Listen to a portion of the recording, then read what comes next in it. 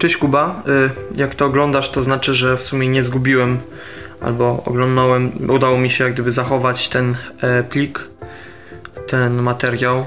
Jak ze zdrowiem, dbasz o sylwetkę, dbasz o figurę, tego chciałem. Mam nadzieję, że jesteś ze mnie zadowolony. Witam Was, proszę Państwa, w dzisiejszym dokumencie. Niesamowita sprawa. Spakowani jesteśmy z grubsza. Mamy większość rzeczy spakowanych. Zmieściliśmy się w limicie bagażowym i nawet nam trochę miejsca zostało, także spoko. I co? Widzimy się twardy za mniej niż 5 godzin. No tak, ja myślę, że tak gdzieś 6:15 bym wstał. Może nie, może 6:10, co? Wy już wiecie, najprawdopodobniej, czy to się udało. Ja nie mam zielonego pojęcia. Ta góra to jest totalna niewiadoma. W 2024 ruszamy z ekspedycją na Mount Everest. Mount Everest. Mount Everest. Climbing Mount Everest is the experience of a lifetime. Padec, nie zabij się na tym Mount Everestie, bo No przecież dobrze by było, no kurwa. mnie jego wyprawa stresuje. Tak? No. Mount Everest to już jest podobno jakieś kompletnie dużo cięższe wyzwanie. Tam jedna decyzja to już jest twoje życie. Tak. Albo dojdziesz, albo umrzesz. Robiłem czy to przygotowania do maratonu, czy do Ironmana. Czasami przyznam szczerze, nie? Zrobiłem sobie lżejszy trening, poszedłem sobie później spać. Miałem trochę bardziej w dupie tą całą regenerację, dietę, trening, mobility. Tutaj nie mam, z racji takiej, że w tamtym roku 17 osób zmarło na Everestie. Zginęło wtedy kilkunastu himalajstów, 17, 18, różnie też klasyfikuje się tych zaginionych. Tam jestem zdany na siebie. Mogę liczyć tylko i wyłącznie na swoje umiejętności i to, co wyniosłem do góry. Prowadzę zawodowo ludzi w góry, zajmując się tylko tym od prawie 10 lat. Nigdy nie mieliśmy takiej osoby, która tak mocno zaangażowałaby się w projekt.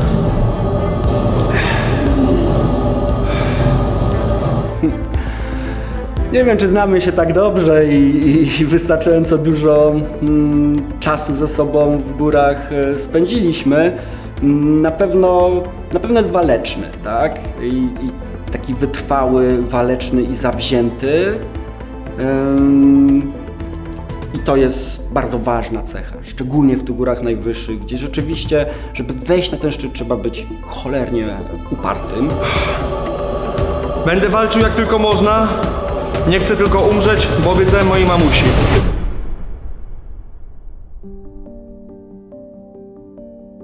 Kuba zadzwonił do mnie na 5 miesięcy przed wyprawą i zapytał się jasno, czy ja uważam, że on jest w stanie się przygotować do Everestu, jeśli na razie ma za sobą tylko Amadablam. No i po 2 tygodniach miałem już jasność, że możemy działać i że na pewno jest w stanie się przygotować pod kątem wydolnościowym.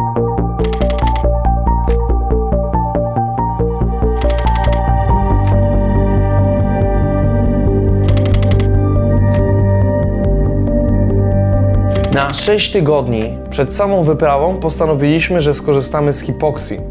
Wstępnej aklimatyzacji pozwoli ona poprawić moje parametry krwi. Aklimatyzacja to jest jedyny sposób, żeby człowiek, istota ludzka, była w stanie w ogóle wejść na taką górę, jaką jest Everest. Gdybyśmy teraz znaleźli się na szczycie Everestu, to po prostu po paru minutach byśmy umarli z niedoboru tlenu. Jest to pokój, w którym jest zmieniana wysokość za pomocą tych dysz. Wprowadzane są, jest tutaj wprowadzany gaz, który obniża zawartość tlenu i dzięki temu czujemy się tak, jakbyśmy spali na wysokościach poza ciśnieniem. Ciśnienie się nie zmienia. Na szczycie Everestu tego tlenu jest w zasadzie 3 razy mniej na pewno niż tutaj. On już jechał na wyprawę z takim poziomem czerwonych ciałek krwi, jakby był 6 tygodni na wyprawie.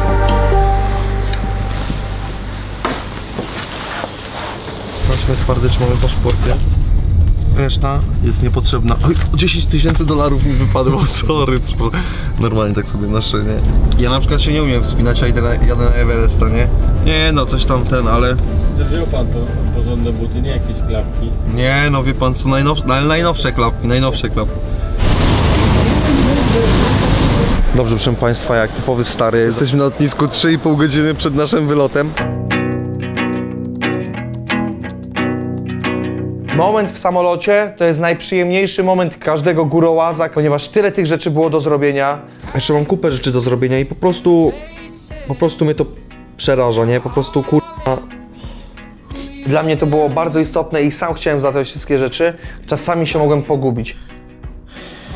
Właśnie się okazało, że straciłem 6155 zł. Stało się to dlatego, że kupiłem bilety na marzec, a nie na kwiecień.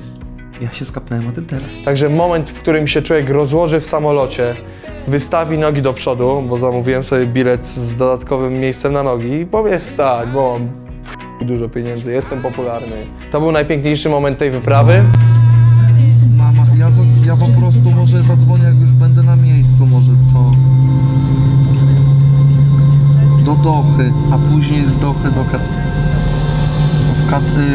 w Katarze. Moi rodzice się dowiedzieli z filmu, że chcę wyjść na Everesta. To jest tak samo jak z wywiadówką. Po co się przychodzić do rodziców i mówić co drugi dzień, że się dostało albo uwagę. Lepiej jak to wszystko jest zebrane raz i na wywiadówce powiedziane. Dobra, mama.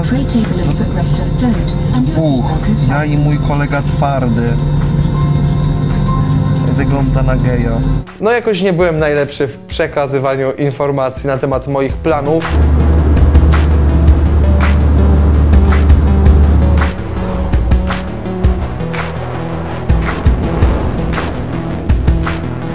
Ja wiem, że się pewnie nie powinno, ale chcę sobie dotknąć. Zajebiste. Drewno? No, Shizu.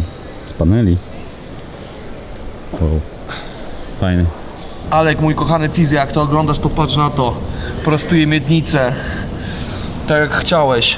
Mam na imię Alek, jestem terapeutą manualnym, specjalizuję się we wzorcach ruchowych. Tutaj ze mną jest Alek, dzięki któremu udało się zrobić wszystkie challenge, zaczynając od maratonu. Zobaczyłem dobrze zbudowanego, ale zaniedbanego chłoptasia, youtubera, który miał ogień w oczach i wiedziałem, że ma zapał, który może go daleko zanieść, ale nigdy nie spodziewałem się, że może być to Everest. Później był Ironman, Amadablam, no i teraz Everestik. Ja już przygotowałem tysiące ludzi do maratonów i żadna z nich nie weszła na Everest.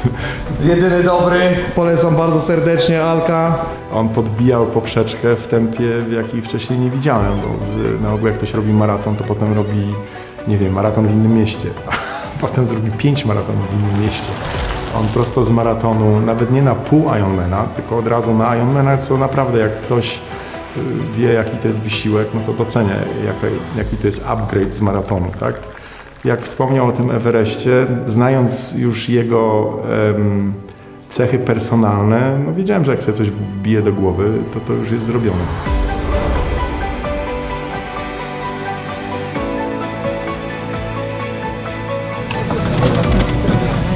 Tak sobie uświadomiłem, że cały czas już teraz jest bliżej niż dalej, nie?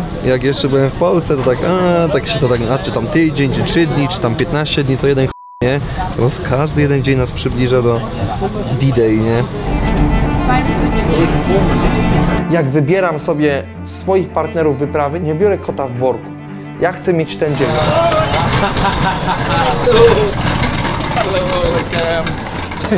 Hello Tenji, this is Peter. Hi Peter. Wybrałem Tenjiego, bo po prostu byłem z nim na Amadablam.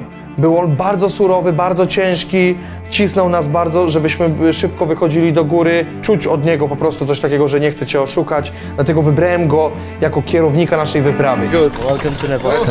Welcome. You see, this is our second cameraman, yes? The first one. Yeah, the first one, the one who is doing the job on top. Okay, let me help you. No, it's okay. You will help me up there. Up there. Okay. Right now I have power.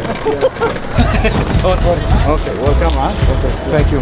Siedzi przed nami chłop, który 8 razy na Everestie. Chyba 9. I wiesz, K2 i tak dalej.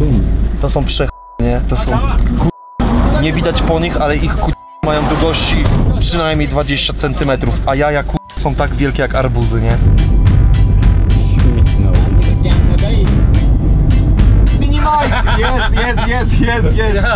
Yes. He's my close friend, and I told him that he need to summit Mount Everest one day. Yeah, he looks strong, I think. You will have to carry him in your backpack. Salam, sir. Salam. Hello, hello. How are you, sir? Very good, and you? Fine, sir. That's perfect. Mam ci jak na to, co będzie się działo w następnych dniach, to się trochę rozpieszczamy dzisiaj, nie? Ale trzeba, stary. Może jeszcze wanna będzie, Chłopie, skorzystamy, bo to później, stary, ten ci będzie zakazywał się myć, bo powie ci, że się rozchorujesz, nie? Masz chusteczki i musisz sobie tylko podmyć dupę i... Dobra, prysznic, jest git. Przeżyjemy to jakoś. Stary, to co będzie się działo później. Kilka dni będziemy błagać o tak. No. O cieplutku.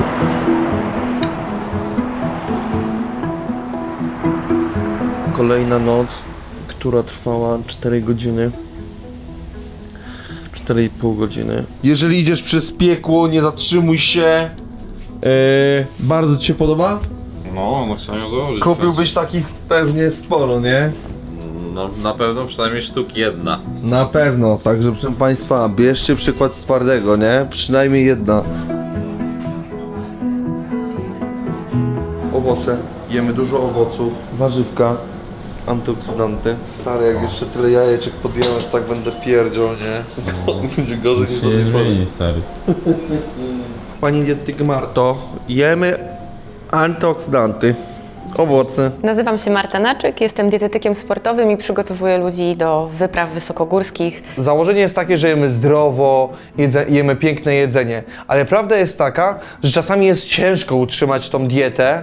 Czasami to żywienie leżało i mówiłem mu, żeby zadbał o żarcie, dojadał gdzieś tam na mieście. Dobrze, proszę Państwa, czas na regeneracyjny posiłek. Marta, dietetyk, byłaby bardzo zadowolona. Nie będę pokazywał, co wczoraj jadłem, bo lekki cheat meal wleciał. Leciutki, oczywiście. Raz w ogóle musieliśmy zmienić catering, bo był tak gówniany. Był drogi i gówniany, nie? To wszystko smakuje jak jakieś gówno, nie? Kurwa, tu jest sucha kasza gryczana, nie? Suchy, kurwa, zielony groszek. Kalafior to jest jedyna dobra rzecz.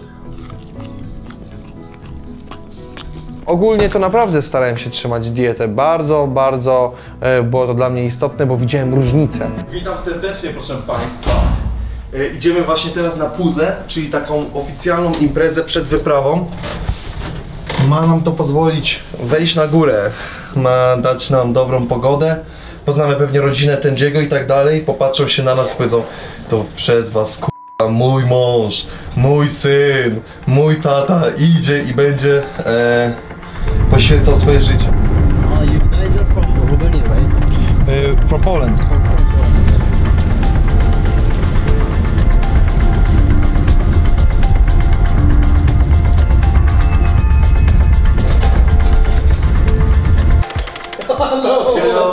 Hello, Tenji. You are a big part of our team, of our expedition. Yeah. We have T-shirts. I have also a T-shirt for you. And it says that if you are going through hell, keep going. You know, yes, just do one more step, one more step. And there is a monkey, because I love monkeys. There is a big mountain, so this is for you. Thank you. Sebastian. Oh, A lot of your brothers are doing also mountaineering. One is 8K. One is 8K, one is Pioneer, and now Summit Course. Yes. Yeah, one is USA, one is India. Okay. And one sister only, yes? Yeah. Oh, it's poor. Only one girl in the room of the many boys. Yeah. Actually, I was training for 5 months. Really, like I was training, I was trying hard. I don't need to, you know, we just want to have fun. It's not necessary. The health and the everything is the most important. There is no rush to do anything. We just want to have fun and enjoy. My tam siedzimy w tym, kur... Tam i ty mówisz, że tak. Dobra zabawa, zdrowie. Tak, nie ma ch**a. Nie, to tak nie działa. Jak już jesteś w kampie 4, to myślisz, że umrzesz. Wiesz po prostu, że jest bardzo źle, ale idziesz, także tam już dobrej zabawy nie było. And oxygen, because I know that I think we have like 6 tank bottles in the agreement, but for me it's not problem to get more in case. Coraz częściej ma miejsce sytuacja, że komuś giną butle z tlenem. Szczególnie ma to miejsce na Everestie, gdzie tych butli jest tysiące, około 7000 butli tlenowych. For example, Dawa told me that last year he didn't, or last time he didn't summit the Mount Everest because he have like, didn't have oxygen. Szerpowie, którzy znoszą butle z tlenem puste, dostają za to pieniądze. Zostało to wprowadzone jakiś czas temu po to, żeby sprzątać Everest. Też zdarzały się takie sytuacje, że ktoś pełną butlę, która leżała przed namiotem, odkręcił, spuścił tlen i zabrał jako pustą do bazy, za którą dostał później pieniądze, a wspinacz, którego to była butla, został na lodzie. We don't want to have like, this situation, like so the oxygen won't allow us, yes, or some of the team, yes? No problem. Okay, perfect. Sam nawet nie mogę do końca zrozumieć, jak to jest zabrać komuś aparaturę tlenową, która po prostu podtrzymuje cię na życiu. Zdobywca jedyny w Polsce Everestu bez tlenu, Marcin Miot. Doszedł do ostatniego obozu, w którym miał znajdować się jego ekwipunek, który miał ze sobą zabrać na szczyt, to okazało się, że ktoś ten ekwipunek wyjął z namiotu i po prostu zabrał. Zabranie komuś takiej rzeczy na wysokości obozu trzeciego jest po prostu skazaniem kogoś na śmierć.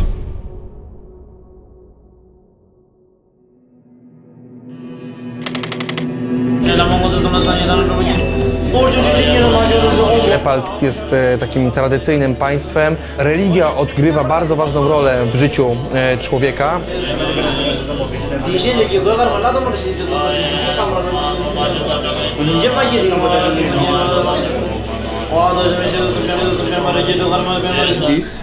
Diamond.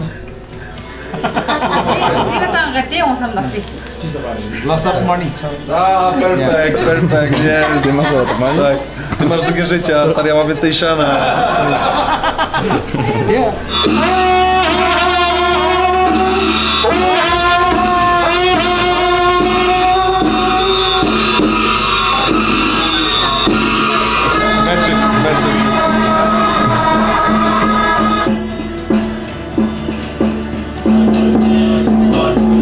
Także wykastowaliśmy spele i czułem się mocno zenchantowany.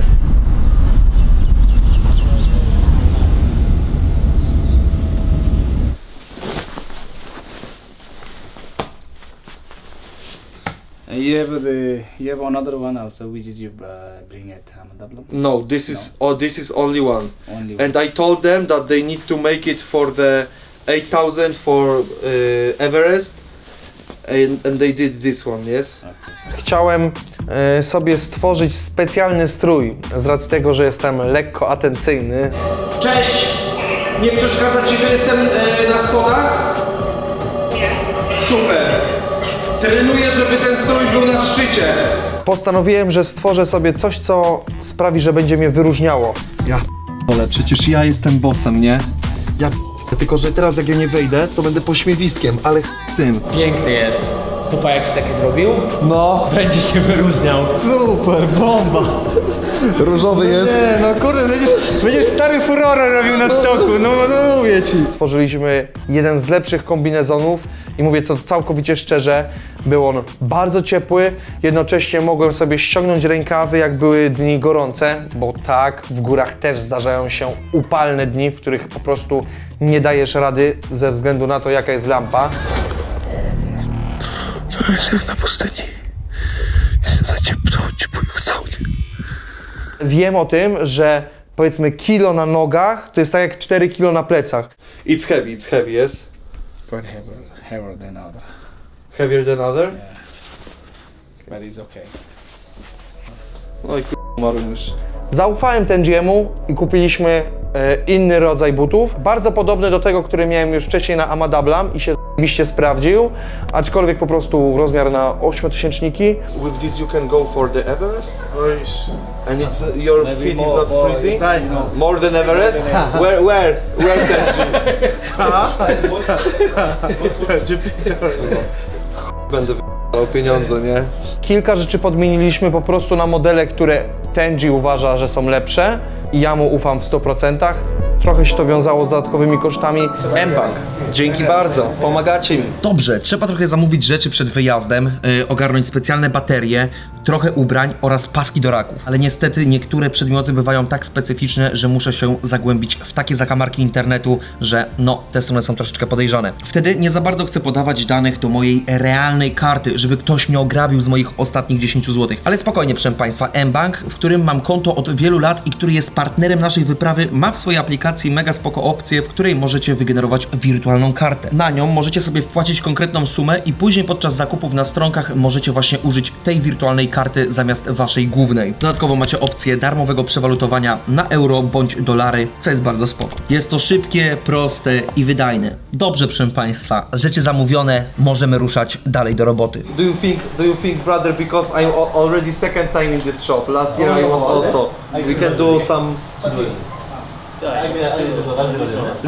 Yes, why not share that with respect? You respect, okay, thank you very much. Dobrze, negocjuję. Look what I've done here. You see? Because when you have gloves, it's hard sometimes to take this one. Good idea. So. Good idea. This is good idea. Ah, you see? I can teach you something, you know? I will be your Sherpa. Tenji, this is hobby horse, you know this one? The kids are, we need this for the photo. Yeah. But don't tell Potters that they are carrying this, because they will be mad at me. This is for the if, for example, you want to smoke like, but I don't want to smoke it, but I was thinking of taking just to have a picture, you know. But it's, you know, it's not necessary, but we will see, you know. You can put it here and yes. I heard that once you smoked before Hillary step, yes? I stopped from last year.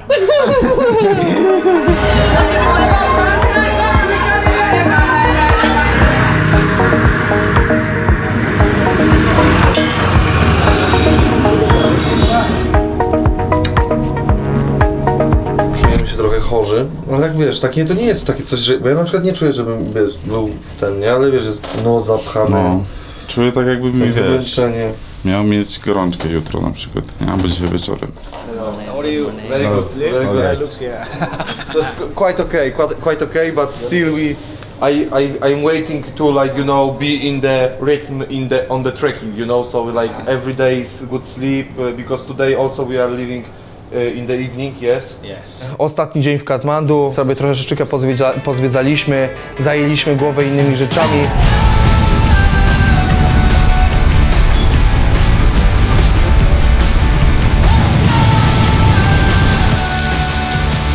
Which one do you think? I think it's a lot of fat, yes? We will be strong.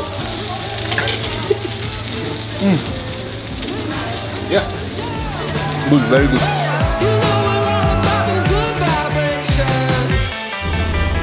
Tutaj jak nagrywasz rzeczy, to można powiedzieć, że to ma być spakowane za 1,5 godzinki. Max.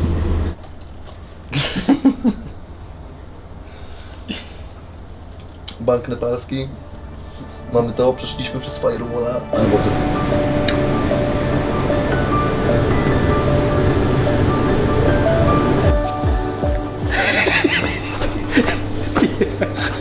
Thank you very much. Thank you very much. Thank you very much. It looks good. Very good. Now we are the Summit Force team.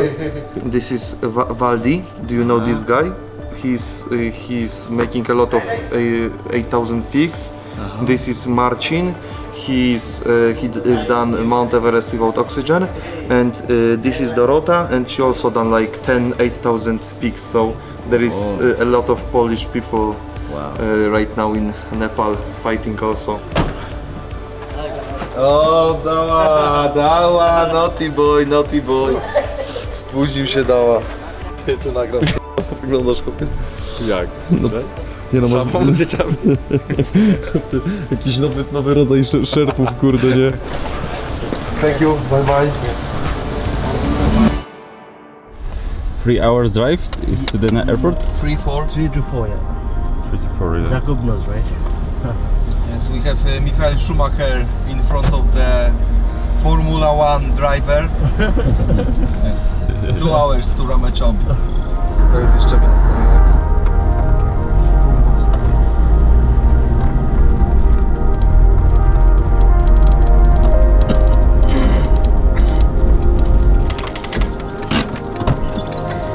mamy lekkie opóźnienie, będzie pewnie około godzinki. Z tym lotniskiem zawsze są problemy, zawsze jest mgła, zawsze samoloty nie latają, zawsze są opóźnienia, zawsze jest dupa.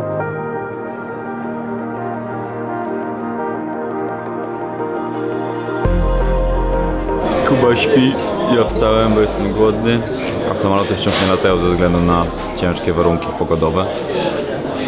Znaczy to... no i nie wiem co więcej. Kamilku, potnij to tak ładnie, żebym, wiesz, wyszedł na fajnego.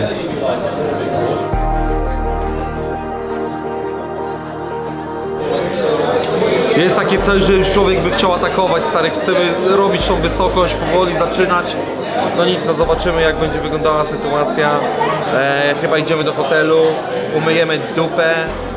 Też kurde, nie chcę mi się przeżywać tego jutro na nowo, wiesz, tych wszystkich rzeczy, tych bagaży, nie? Ale wysrałbym się w pokoju hotelowym, nie?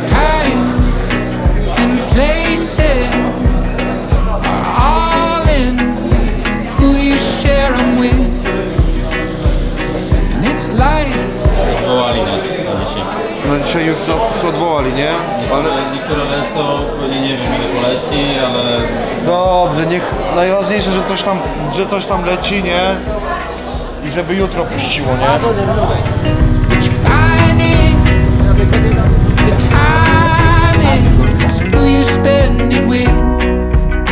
To room tour? Room tour, no, szybki mówię. Szybki room tour, dobra, cyk. To jest właśnie nasz spokój, nie?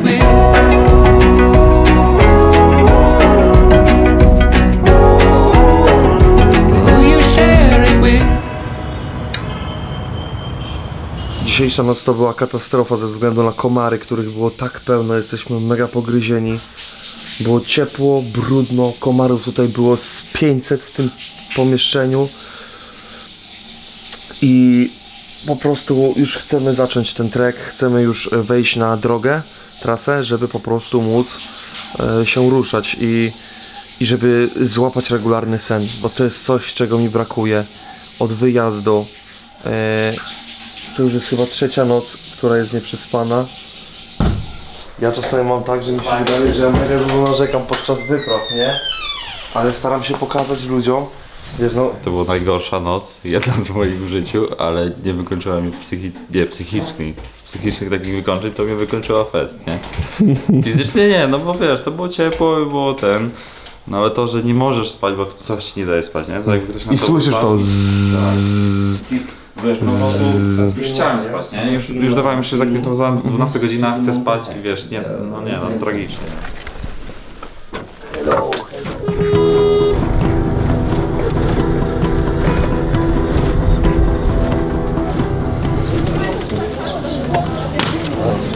One more. Too much water. To three.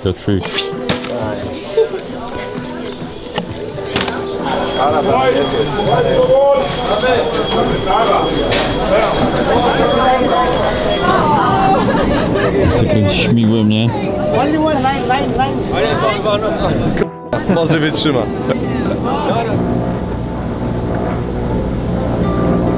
Udało się nam wejść na to lotnisko i polecieć w końcu do Lukli, do najniebezpieczniejszego lotniska na świecie.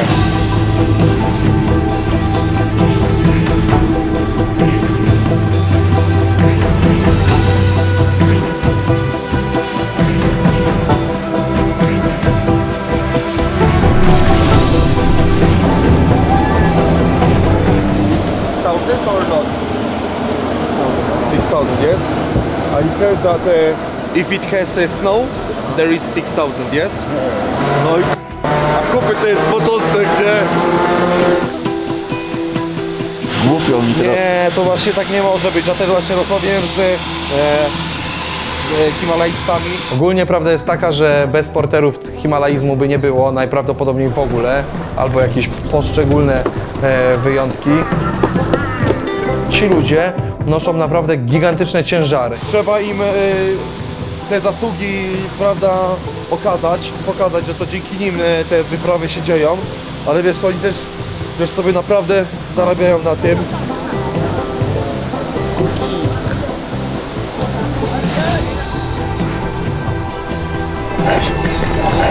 Idziemy sobie teraz wypić herbatkę.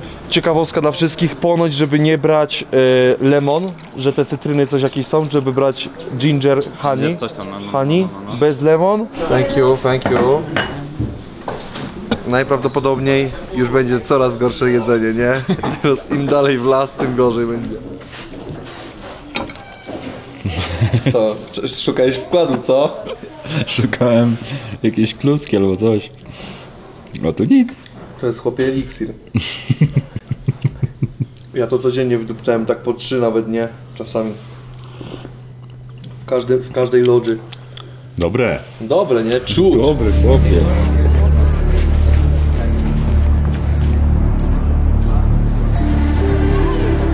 Odpalamy nasz pierwszy trening wspinaczkowy. Zaczynamy.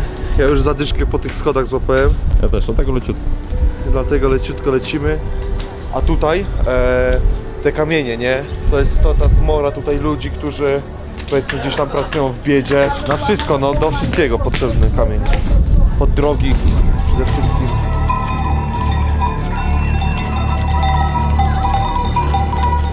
No kurczę. Spaghetti?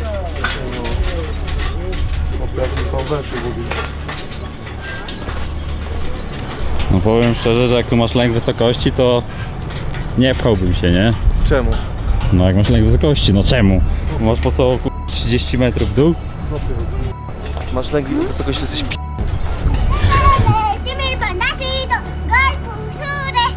To jest niesamowite, że właśnie nie ma tutaj ani jednej drogi asfaltowej, ani jednego motorbajku, ani jednego skutera. Cofnęliśmy się, wiesz, kilkaset powiedzmy lat do tyłu. Wszystko jest na wołach, wszystko jest przez ludzi.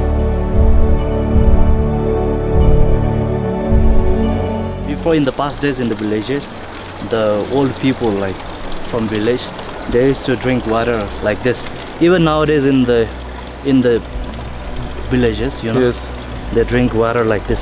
If they have water like this, they wash hand first, and then they put water here first, and they drink like this. You can try it. Oh, I think I will be, you know, I know that it's very safe, but I will just. Good, but yes. So you don't want to try that? Yeah. He's afraid of sraczka, you know.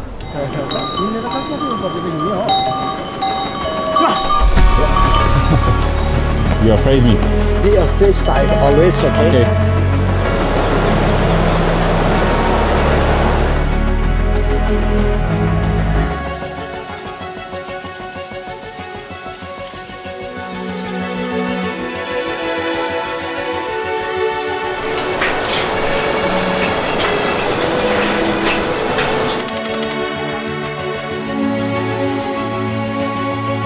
Hotel Sherpa Pagding.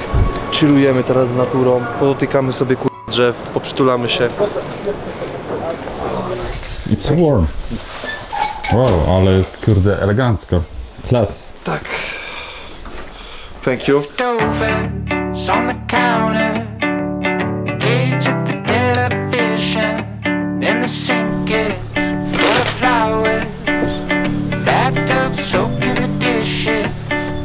Lecimy do Namche Bazar, czyli takiej powiedzmy, można by było powiedzieć, ostatniej osady. Najbardziej cywilizowanej przed wyjściem. Spędzimy tam 2 noce. Owsianka na mleku, jajeczka, żeby puszczać bączki przepyszne. I jeszcze do tego chlebek, troszeczkę dżemiku, miodziku i tak dalej. To będzie węglowodanowa bomba i będziemy dzisiaj po prostu...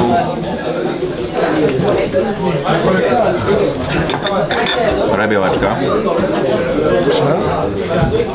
Białeczka wysłana. Thank you, brother. Thank you. Very good lodge. Very good lodge. It was, Okay, thank you very much. Food was tasty. Okay. Room was nice. Have not track, Yes. not track, clap average. Yes. Okay, best of luck. Thank you. Okay. Thank you. See you soon. Namaste. Bye.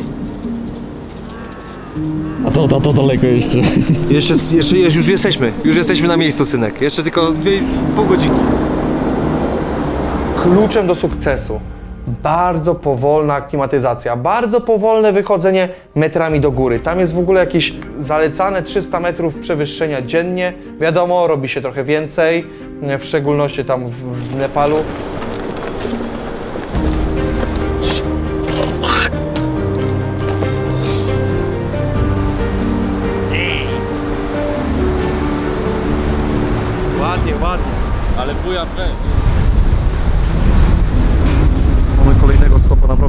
bardzo powolutko, nawet mogę powiedzieć, że wolniej niż ostatnio.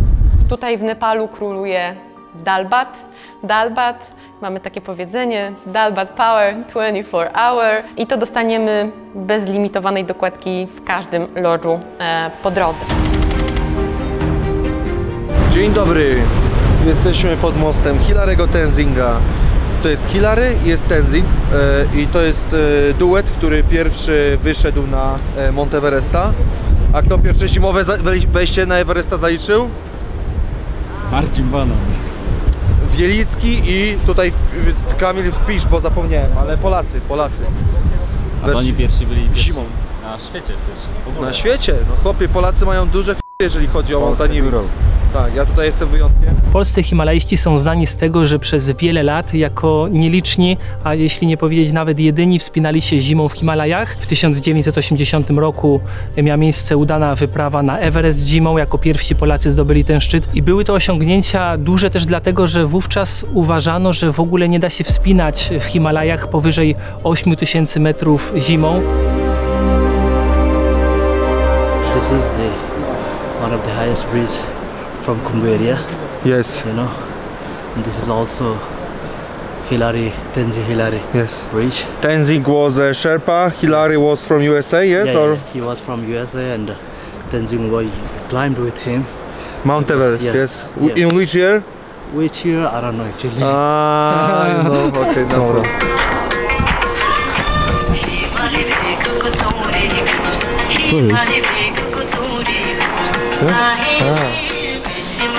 Sing. No, sing. Yeah, this is about, you know, the guy is like floating or something like that to lady. Yes. It's about the love. Yeah.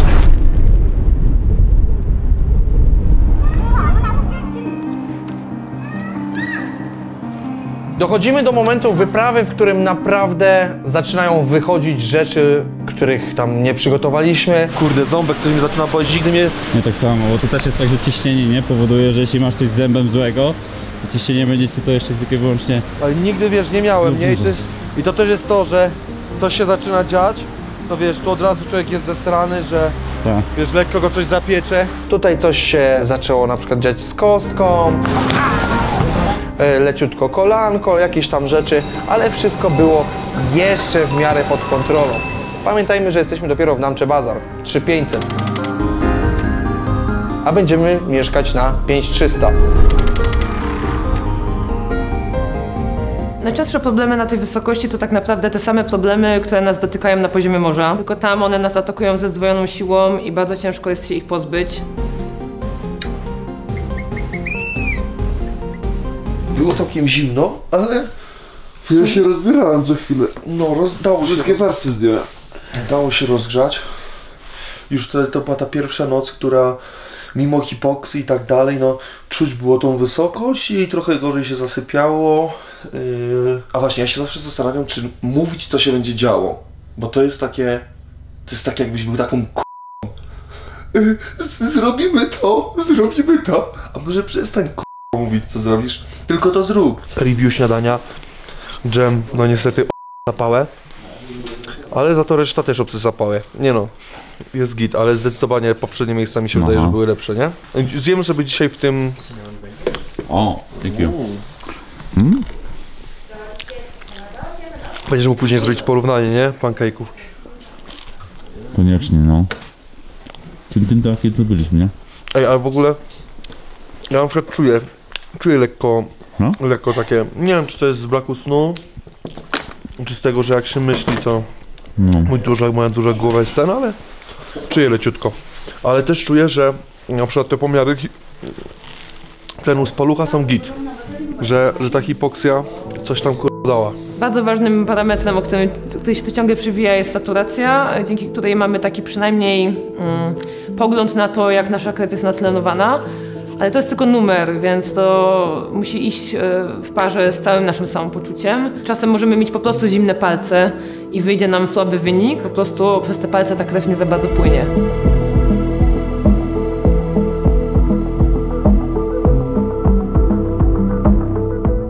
Jest taki, jakby się dymiło kurwa z takiego jednego Tylko taki kopiec, Tak, nie? tak. To jest Everest.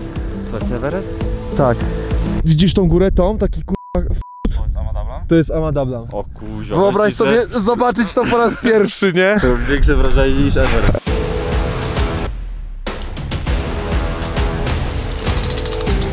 Hotel Everest 3880. Budzisz się rano i widzisz Everest.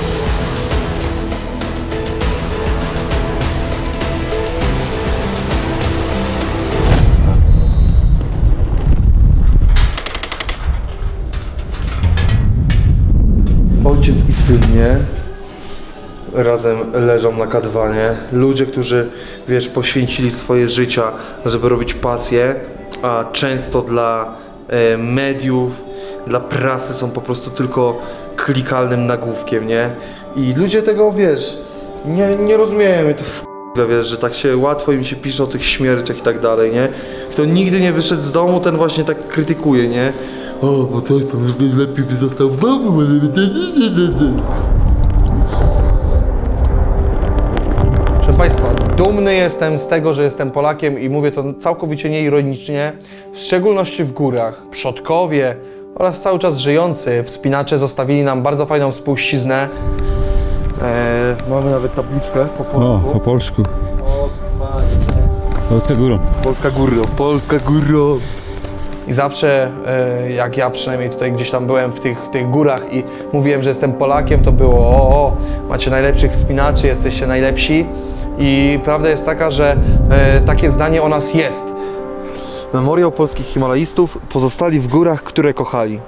Pamięci polskich wspinaczy, którzy zginęli podczas zdobywania szczytów 8-tysięcznych w Himalajach i Karakorum. Szacunek dla takich ludzi, nie? Szacunek dla ludzi, którzy, prawda, żyją z pasją i dla idei są w stanie też poświęcić życie. Każda osoba, która gdzieś tam idzie wyżej, no to musi się z tym liczyć, a to są ludzie, którzy, wiesz, rzeczywiście są, no, tak jak tamten gościu w tym muzeum, jak mu powiedzieliśmy o tym, to on powiedział, że you should go there, the best climbers in the world. Najfajniejsze, co się słyszy o Polakach, to jest to, że pomagają innym ludziom. Naprawdę pomoc na takich wysokościach nie jest prosta, często wiąże się z ryzykowaniem własnego życia. Mam na koncie kilka akcji ratunkowych.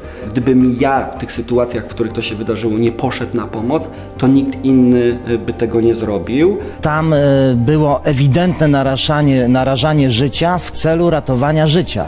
No i rzeczywiście, o ile kiedyś ta zasada pomagania w górach komuś, kto potrzebuje pomocy, była taką uniwersalną, powszechnie przestrzeganą zasadą, dzisiaj widzimy, że to również się zmienia i coraz częściej z tych gór najwyższych docierają do nas obrazki o tym, że ktoś tam umiera, a zespół wspinaczy komercyjnych wraz ze swoimi przewodnikami po prostu mija tą umierającą osobę, skupiając się na realizacji swojego celu. Tak, ulica jest ludzi. Naprawdę, normalnie jest serio? Tak, dlatego bardzo cię proszę uważaj, stary. Dobra. Naprawdę. Słuchaj, jeżeli cokolwiek, po prostu zawracaj i tyle. Dobra. Jasne? Dobra. Masz, wiesz, masz być cały. Dobra, to jest Kozacy. I to widać, nie? Tutaj na przykład wyprawa na Everesta, nie? 89. Kurde, raz, dwa, trzy, cztery, pięć. Na przełęczy Lola doszło do tragedii, zeszła lawina, która porwała 6 polskich himalaistów i 1989 rok to taki sezon, który często uważa się jako koniec tej złotej ery polskiego himalaizmu. Oprócz tej tragedii kilka miesięcy później na lotce zginął Jerzy Kukuczka. 88 ma. One more. Jedynymi istotami, które 90, 89. Okay. są w stanie tą aklimatyzację utrzymać nieco dłużej, są osoby, które mieszkają na takich wysokościach już od setek lat, od pokoleń. Nie mają zielonego pojęcia, wiesz, nie sprawdzałem sobie ani tego, ani jego tętna, po prostu ty, jak on oddycha, czy oddychał dobrze, nie? I wchodzą się, p***ają się, nie?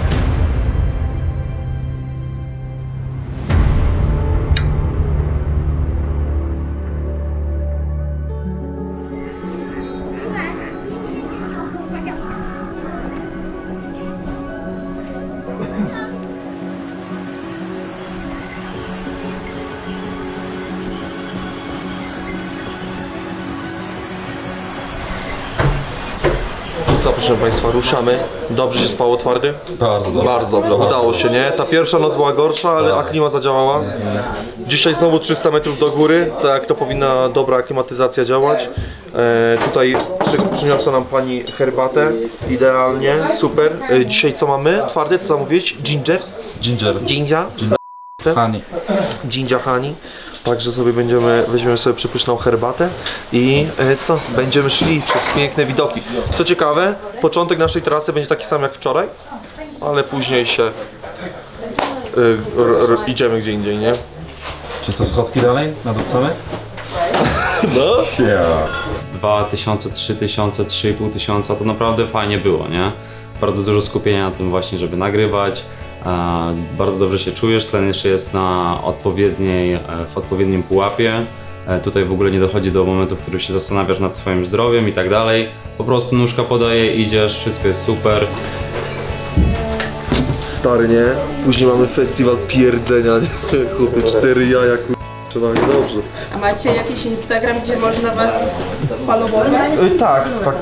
To gdzie, bo ja jestem... Ja bym to zobaczyła. Możesz mi tutaj, proszę.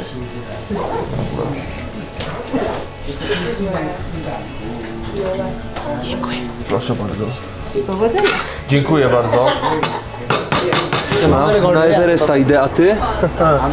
Fajnie, może kiedyś też będziesz miała, mam mocną psychę.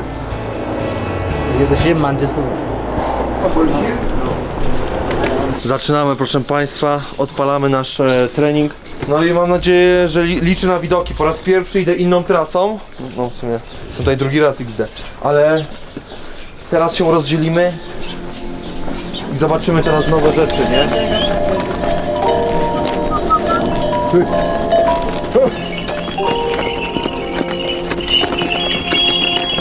Tutaj się w tym momencie rozdziela nasza droga z drogą, którą robiłem po raz ostatni. Ostatnio szliśmy na Gokyo. My idziemy na Basecamp. Także zobaczymy, co to będzie. Jak na razie jest bardzo luźno.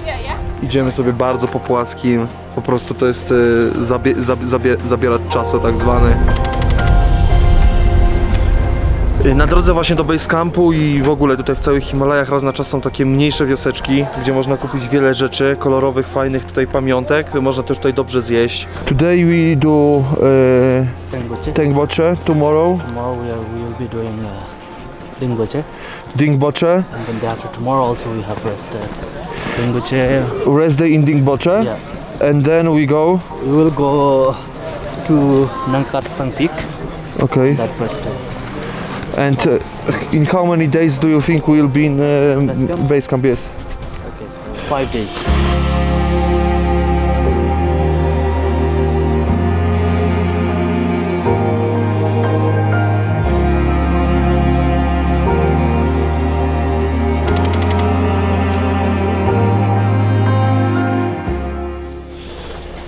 Ciepło. Na samej górze. Ciepło. Tym razem nie mamy kibelka. Możliwe, że będzie dużo kaszlaków dzisiaj. No co? Chłopy, tu można rzeczy zostawić, zajebiście. O ty k***a, widzu jebany! Chciałbym tam wsadzić coś jeszcze. Wsadzimy jeszcze później jedną torbę, nie? K***a by było. Fun fact, nie zmieniłem majtek od początku. Nie zmieniłem, ale od początku trekkingu nie zmieniłem. Raz zmieniłeś, o tym przyjechaliśmy do Nepalu. Tak. Dobrze, jest 3. dzień, co nie? 4 chyba. 4 chyba trekkingu. No. A 3. dzień czego? Majtek? Nie no, przecież to już jest chyba, kiedy wiem, 12, 6, nie wiem, który jest dzisiaj, ale 6. No dobra, nie ma co tego drążyć. Ale ten czas pędzi, co?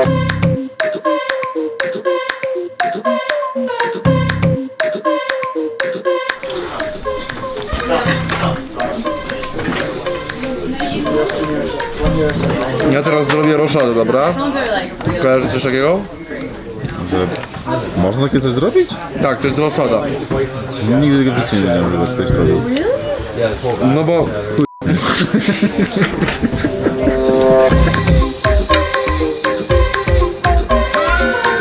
Jak oglądacie te filmy o zombie, i jeden z drużyny zostanie ukąszony k***a, i się nie chce przyznać. Bardzo już k***a choruje, nie? Nieprawda, to tylko kaszel, katar. Nie, mordy, normalnie jest wszystko git.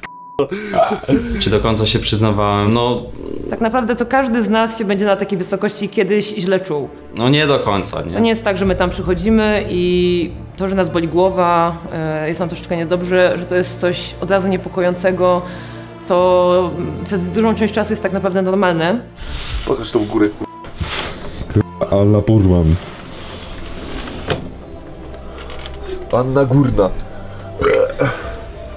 Fajna, co? Spoko. Jakieś 5,5 może. A może 3. No właśnie. To samo sobie nagram jeszcze. Śniegiem przydupcą w nocy, czaisz? Nie jestem z tego jakieś turbo zadowolony.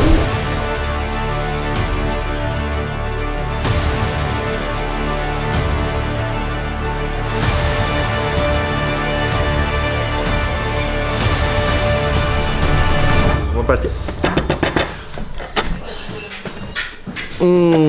Ale pancake. Dobry. Egg. Opa! Very good. Dobra, a nie chce mi się jeść w ogóle. Kiedy zwiększamy wysokość, apetyt nam maleje. Dochodzi do tak zwanego zjawiska anoreksji wysokogórskiej i możemy to odczuwać już powyżej 3000 metrów. Sytość jest osiągana po dużo mniejszych porcjach i nie jesteśmy w stanie przejeść po prostu swojego zapotrzebowania. To po prostu jest niemiłosierne, nie? Człowiek się patrzy na to i... Nie będzie tanga między nami, choćby nawet cud się ziścił. Nie no, zajebiście, naprawdę jest pięknie.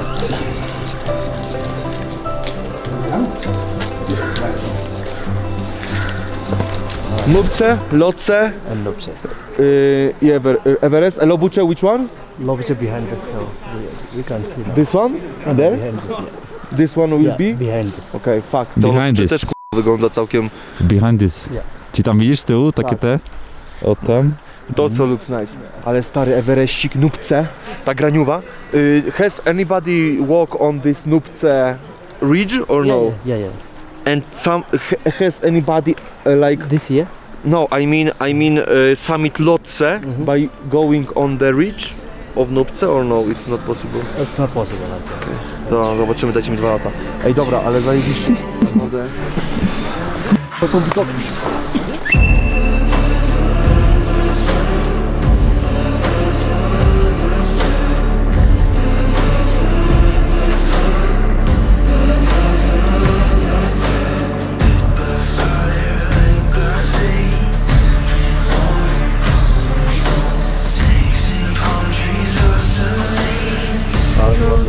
Boisz się? Na razie nie aż tak bardzo. Wydaje mi się, że jak zobaczy sobie górę, to wtedy nie.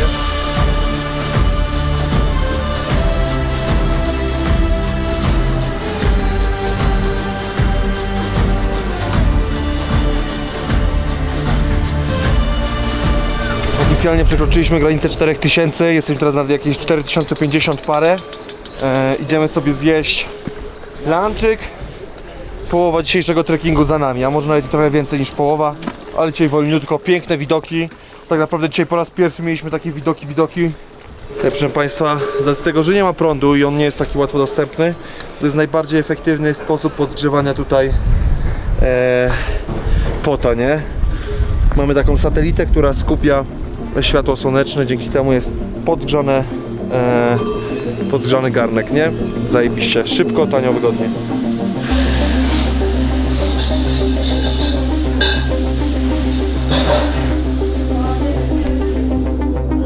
Jutro zrobimy 5600?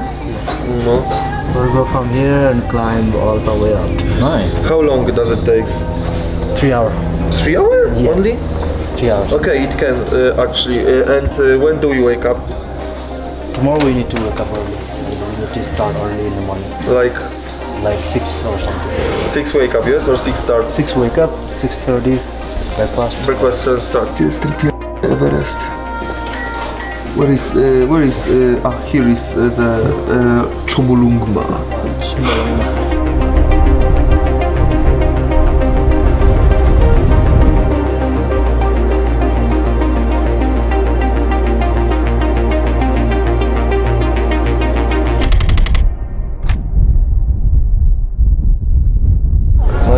czekolady. Wiedziałem, że dla czekolada zrobimy taką niespodziankę, co? Ale żeby już dzisiaj nie za dużo, bo dzisiaj mafinka, ten... Stary, ale codziennie jesz to samo, nie? Wiesz, jak na co dzień jesteś, nie wiem, wychowany na pierogach schabowym i tak dalej, dostajesz dalbata, czyli jakąś mieszankę z soczewicy z ryżem i z czymś tam chrupiącym. No okej, jak zjesz to pierwszy raz to jest spoko, ale jak jesz to, nie wiem, 7 dzień z rzędu. Ale dużo mamy tego. Siłku można, co? Można. Łatwo się złamać, jak zobaczysz taką czekoladę stojącą na półce. To nawet ta data sprzed 2 miesięcy tak się...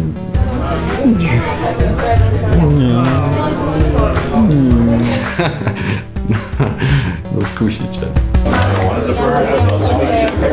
Nauczyłem trochę pokory naszego nepalskiego kolegi. Dałem mu bardzo mądrą lekcję życiową, że nie ma co być zbyt chytrym. Chytry traci 2 razy. No i już miał zwycięstwo, aczkolwiek niestety nie udało mu się. I tak, proszę Państwa, kończymy tutaj powoli naszą przygodę. Twardy aka czekolad dopija swoją czekoladę. No nie, pobrudziłeś się. Jakby to był problem, gdyż nie myliśmy się całkiem sporo. A dzisiaj się myjemy chusteczkami, nie? Może jakiś podsalerek? Nie. Nie. Dała. That's true that it's not good to take a shower here, yes? Yeah, it's like until you arrive to base camp, it's better not to take shower. It's better not to. This is the yes. Himalayas is a place for me, you know. W Himalajach nie można się do końca myć. Niestety, albo dla mnie stety, bardzo mi to pasowało. Proszę zobaczyć, long hot shower more than 10 minutes can be very dangerous at high altitude. I nawet masz tutaj The Mountain Medical Institute, Dingboche Clinic, kupie przybita pieczątka, także częste mycie skraca życie, nie? Nie częste, tylko długie. Dobra, i takie, proszę Państwa. Przekonało mnie to, nawet nie użyłam mokrych chusteczek, stary, nie? Nie ma co ryzykować życia, co? Tak, nie ma co ryzykować życia, nie? Gimbanzonga, Ulmanranga, Guzalbaga, Urbelgaza, Gimbunganga, Gambulbunger. No. Nice to meet you. I saw your bio, you know, your mountains. Okay, to Mount Everest, you are amazing, you know. You have big balls, you know.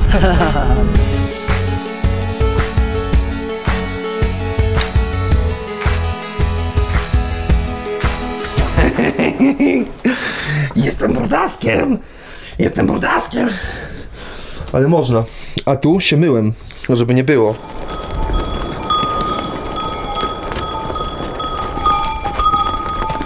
Mały jak. Widzieliście mojego jaka? Szczerze na obucze. Gdzie jest obucze? Tamto. Shit. And this one? Czolatce? Czolatce. I jak na początku do tych 3000 nie przejmujesz się swoją kondycją, raczej idziesz, wszystko jest ok, tak powyżej 4500, bliżej 5000 zaczyna być ciężko. Każde podejście, nawet taka górka, która gdzieś tam pewnie ma 50 metrów wzniesienia, już zaczyna być takim małym wyzwaniem, nie? Ten zegarek zaczyna ci pokazywać coraz wyższe tętno. Ty zaczynasz się troszkę martwić tym, bo trener cały czas ci wbijał do głowy, że nie przewyższaj tętna niż 150, trzymaj jak najniższe, bo naprawdę będzie jeszcze tylko gorzej. Brak tlenu, coraz większe zmęczenie, a iść trzeba dalej. Dobra, twardy, gratulacje, piątka. Duża piątka zbita, 5000 pierwsze. Dla mnie żaden wyczyn, bo jestem profesjonalistą. Dla mojego Piotra Twardowskiego, kochanego operatora, po raz pierwszy. Gratulacje, wszyscy klaszczemy, udało mu się, ponieważ to nie jest takie proste. Pocałowaliśmy 5100, no.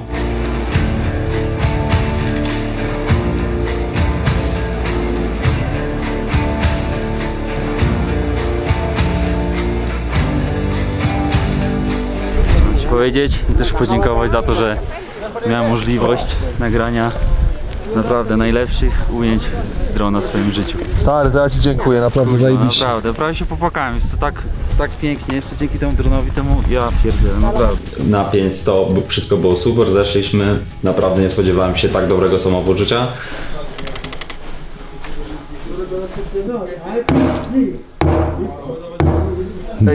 jak w kurniku. Jak w kurniku. A ja mam pota tam. No Wziąłeś to... mi pota? Jeszcze jednego? A nie wziąłeś sobie? Ja mam tam pota. A to ci wziąłem z mętką. Z miętką mi wziąłeś? Myślałem, jaki tu jest syn. Nie pakuję się dzisiaj, jutro się pakuję, no będziecie do mnie czekać. Dobra. Przyniesiesz mi kosmetyczkę? No. Dobra. Bo myłem zęby samą szczoteczką bez pasty przez ostatnie 2 dni. No co? To trzeba przyjść do pokoju obok, nie? A, te chusteczki. To do mycia. To do mycia.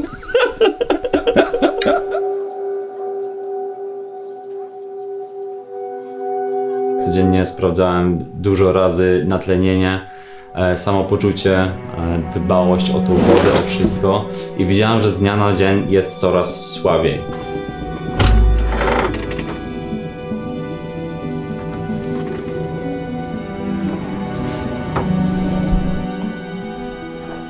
Panie Twardowski, co się dzieje? Tam. Dobrze się dzieje, co się dzieje, no źle się dzieje. Pierwszy dzień, w którym poczułem odczucie wysokości, co nie? I to jest bardzo ciekawa historia, bo codziennie słyszałem o tym, że wiesz, jednego dnia jesteś taki hula hop do przodu, wiesz, robisz sobie 5000 i naprawdę wczoraj wróciliśmy, wiesz, i pranie, i sprzątanie, i ćwiczenie, i wszystko, czułem się jak młody Bóg, a dzisiaj rano, wiesz, no kuźwa, totalnie inny świat, nie? Wzięło, wyciągnęło. Wyciąga z ciebie, tak wiesz. No, ale to jest całkowicie normalne, nie? Że jak gdyby to jest coś, co po prostu jest wliczone w tą zabawę, nie? Postanowiliśmy, że bezpiecznym będzie zrobienie sobie jednego dnia wolniejszego. Aklimatyzujemy się, odpoczywamy i następny dzień idziemy dalej.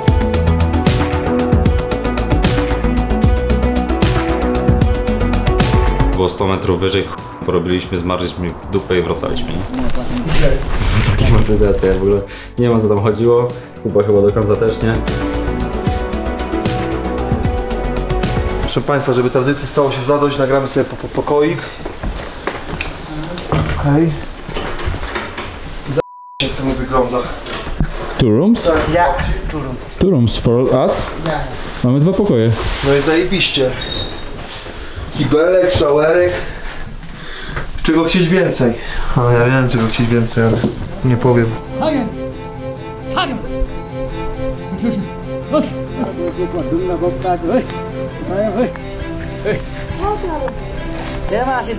Salt, butter, Salt? and yeah, Salt, butter, and some powder. powder. Yeah. Which powder? Do we know? I exactly forgot the name, but I exactly forgot the name. Okay.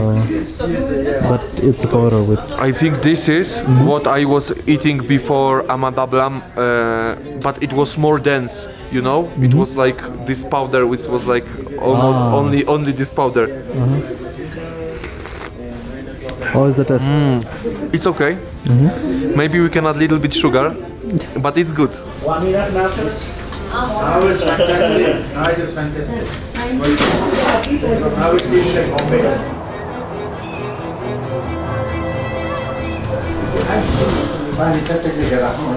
Azjaci? A tak, oczywiście, k***a. Ale to już ogólnie wyjdę na tego. Bardzo pamiętna chwila. Gdzie chyba po raz pierwszy jesteśmy na czas, nie? Przynajmniej przed czasem, bo się nie dało spać, bo Azjaci chrząkali. Wstaję rano, harczę jak wiesz, jak twój stary z mema, który wiesz, budzi cię w sobotę rano, bo cię budzi. Była sytuacja, w której Kuba wstał po prostu, otworzył drzwi i zaczął się do nich wydzierać, że no co oni robią po prostu, nie? Z bomby sobie chodzą o 5, gadają, czy o 6, przepraszam, normalnym tonem sobie gadają. Śmiesznie, no ale nie rozumiem Azjatów, nie rozumiem takiego, no ale to taka kultura, nie? Ale proszę Państwa, przewaliłem wczoraj, jadłem żelki, kupiłem sobie chipsy, tak sobie myślałem, tylko parę miesięcy przeterminowane, to jak na ich warunki spoko. Prawda jest taka, że człowiek się przyzwyczaja do tego, że już je przeterminowane rzeczy. Żywność, która jest dostępna w trakcie trekkingu, nie zawsze spełnia nasze, nazwijmy to, zachodnie standardy.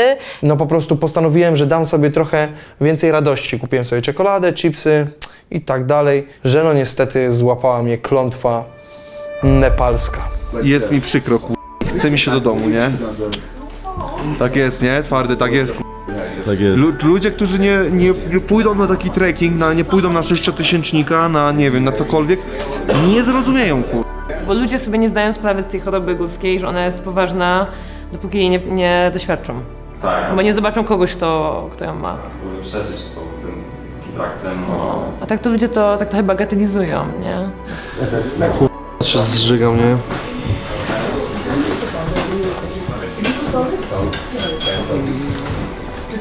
Dam radę tutaj siedzieć, ja chyba muszę wyjść, po prostu iść, nie? Żygałem, nie? Cały chłopie deserek od Marty, ale wiesz co ci powiem, wydaje mi się, że dobiło wszystko to jajko, nie? Nie wiem, nie mam zielonego pojęcia, ale jak poczułem smród jajka, tego jebanego, tutaj wyciągniętego, ja się lepiej czuję, już bym po prostu szedł, chętnie, nie? Niedobrze, Ty, śniegu napadało.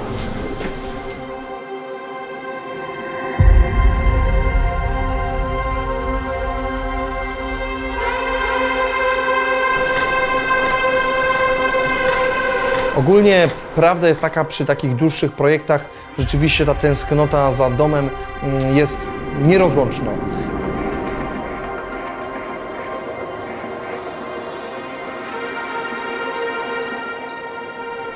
Czuję się słaby po prostu, czuję się stary jak Kubuś Patecki, który potrzebuje, żeby chłopie mama go przytuliła, nie?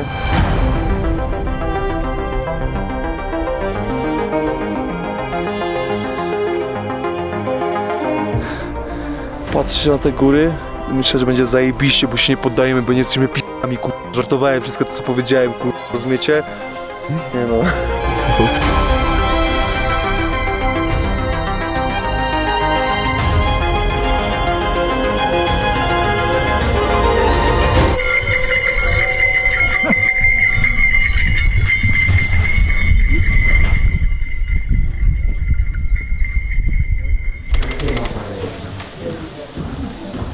Od rana nic nie jadłem, od wyżygania się.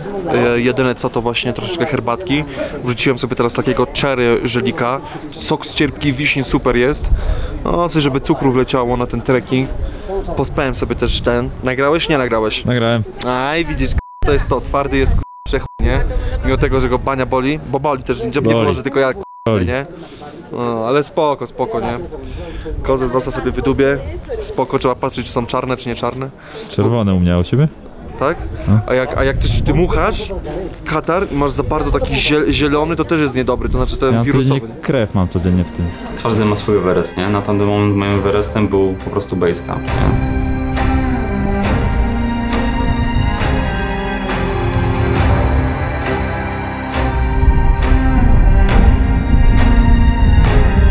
Tutaj są ludzie, którzy zmarli wychodząc na Amadablam albo schodząc. Taki też jest kamień pod Amadablam.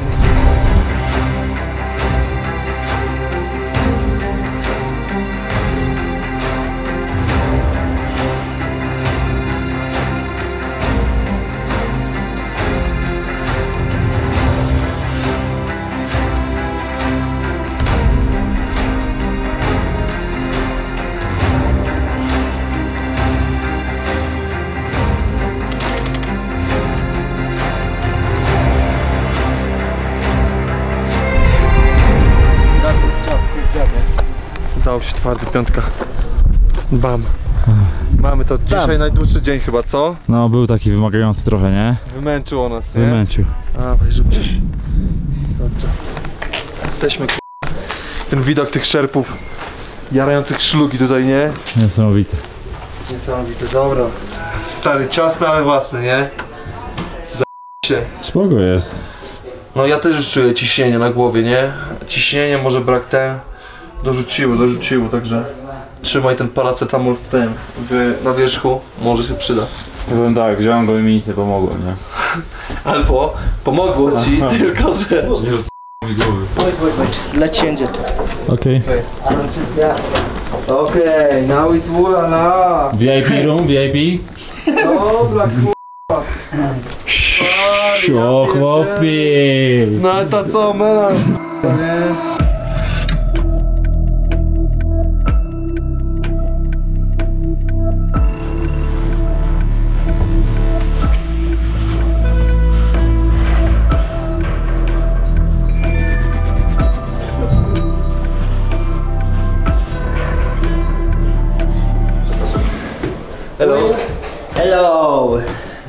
Oj, wszedłem po schodach i jest ciężko, nie?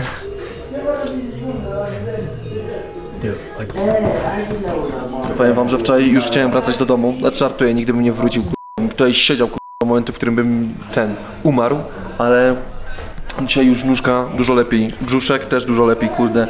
Nie trzeba było jeść tych wszystkich cukierków. Bon appetit.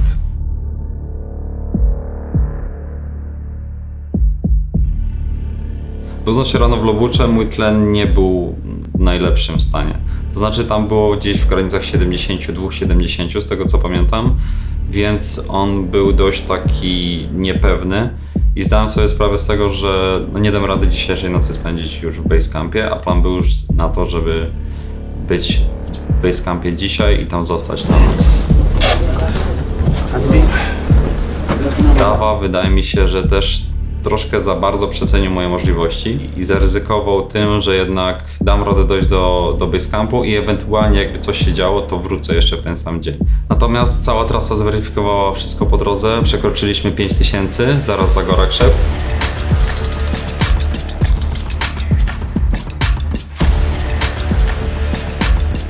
Twardy i tak jest super dzielny. Tak jak mu idzie do tej pory, to jest niesamowite, bez aklimy i tak dalej. Zajebiście działa. Dobra, czyli co, gadamy akcja Pietrola Naprawdę zauważyłem, że już naprawdę mam bardzo wolne tempo, wręcz ślimacze. Ostatnie 2 godziny drogi do basecampu to był horror.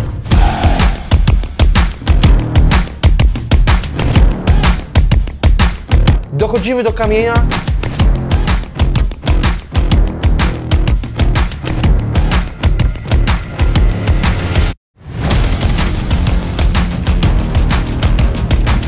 Normalnie sobie robi zdjęcia, normalnie wszystko jest ok, cacy, bla bla bla bla bla, zajebiście.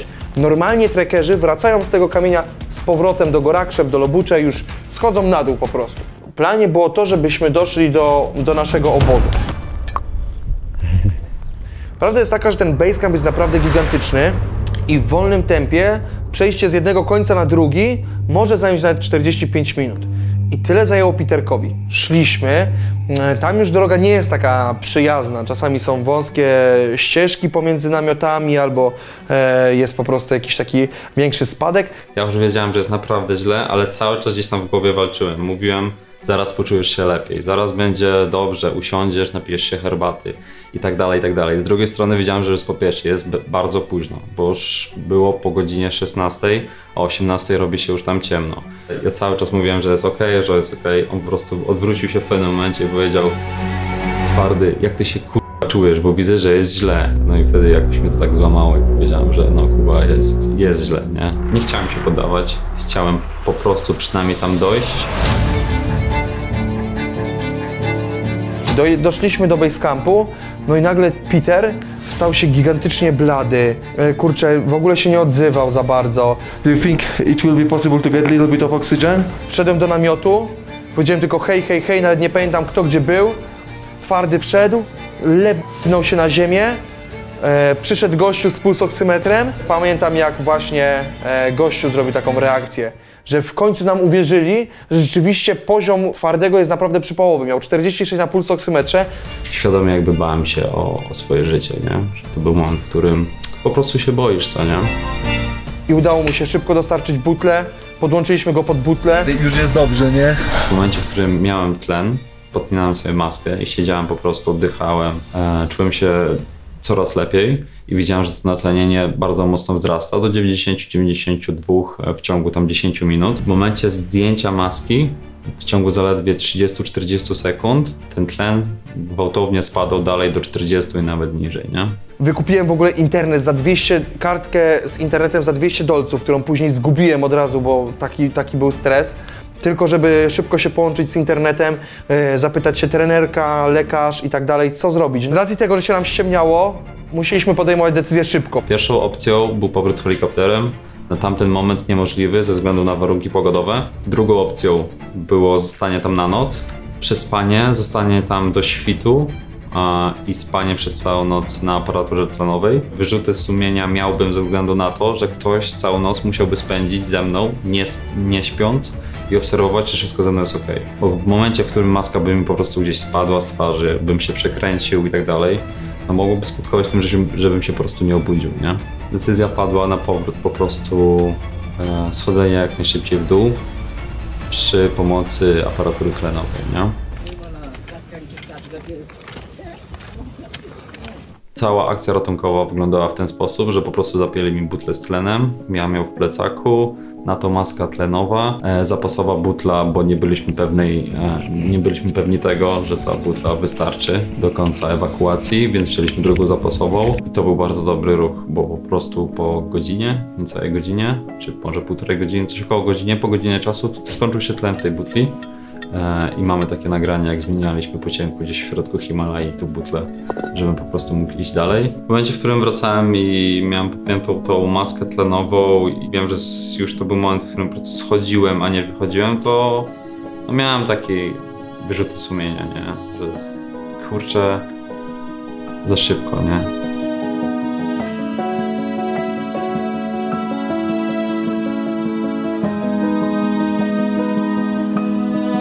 Bardzo byłem zestresowany, że ktoś, jakiś mój kompan, czy mojemu wspólnikowi może coś się wydarzyć. Jak już doszliśmy do tego Lobucze, cały czas ja byłem zestresowany. Wtedy ściągnęliśmy aparaturę tlenową twardemu. Cały czas miał pulsoksymetr bardzo nisko i nie przespałem tej nocy. Co się w nocy przebudziłem, co się poruszyłem, to słyszałem tylko are you okay, are you okay? Wszystko dobrze. Byłem bardzo mocno wdzięczny za to, że jest ze mną i za to, że tak potrafił zareagować, no bo naprawdę jego postawa to było no po prostu top. Nie wiem, czy się dało lepiej. Zareagował bardzo dobrze, bardzo szybko i bardzo konsekwentnie. Dobrze, proszę Państwa, koszmar się skończył. Twardy żyje i ma się dobrze. No, będziemy mu ogarniali teraz helikopter. Nas tak będzie widać ewidentnie, nie? Że pojechałeś, takie szoty będą. Siemanko, proszę Państwa, kurwa, śmierdzące jedzenie. Z dźwięku jakieś przepalone, albo za ciemne, albo... No, nie, będę robił dobre, będę robił... We'll be doing very good shots with Dava, yes? Yes, yes. We won't need you, you know?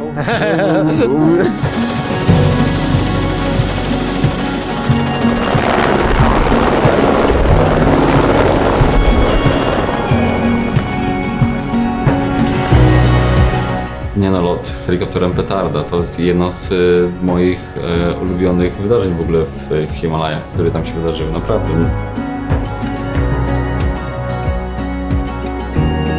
$700 za butlę i $700 za helikopter mi wisisz. Spokojnie, twardy, od firmy. Cieszę się, że żyjesz.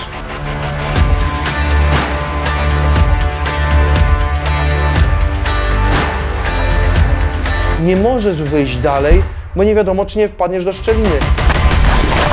Pulsoksymetr najgorszy w całym moim wyprawie. Czy jest w ogóle sens to robić?